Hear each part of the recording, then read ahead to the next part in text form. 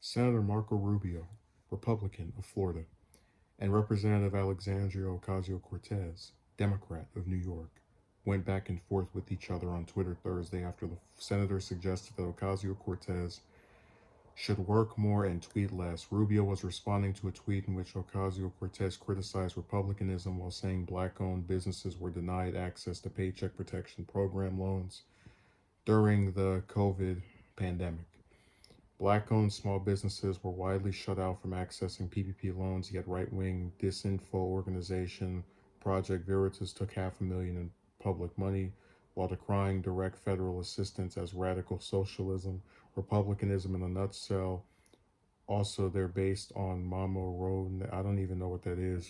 She tweeted. But one of my problems with her has been that she likes to pretend that the Republicans are the villains and all the Democrats are lovely. So Rubio came to the defense of the GOP, writing that working together, R's and D's help save the jobs of 55 million Americans through PPP. Work more, tweet less, and one day you too can make a difference. It needs to be on a shirt. Work more, tweet less, and one day you too can make a difference. The reason this story is kind of amusing to me, well, anything with AOC is funny, but let me read what she wrote back. Uh, Yesterday, I recruited 5,000 volunteers to train and tutor kids in my community who are struggling with remote learning. And that was after investigating the Treasury Secretary's rationale for stopping CARES Act funding and voting on House legislation. The thing that these conservative senators don't seem to understand is that I've actually had a physically difficult working class job without good health care most of my life. I bring that work ethic to Congress and to my community. They sit around on leather chairs all day. Uh, she also went after Manchin, which I could make that the title of a whole stream, but I just want to say this. So, what I find comedic about the stories with her is that I genuinely think she's no worse than any of the other Democrats as far as, they'll talk about, if you ask them some policy related question, they'll discuss it.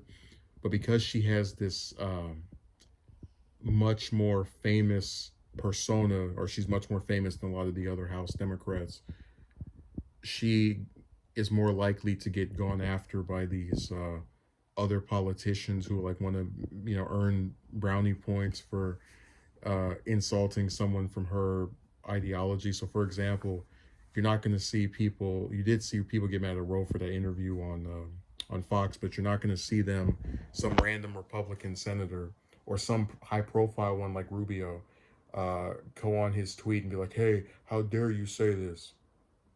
You're not going to see someone go after Mark Pocan or Jeff Merkley. You might see, you'll definitely see some people go after Omar, but my point is, I think she probably works as hard as all the other Democrats, which, I mean, isn't saying much, or all the other members of Congress. And it's funny, like, as both parties have failed to pass COVID relief, you have this senator on Twitter referring to Rubio going, well, you need to stop tweeting and maybe you can make a difference too. It's like, but you're not making a difference. Like, none of you are. She's as effective as the rest of you. Like, how do you get away with bragging about the difference you make at a time when you haven't passed COVID relief in what, 9 months? Hey, I don't get it. But again, he's just trying to get some attention and have his name in the paper for a day. So that's why he did this.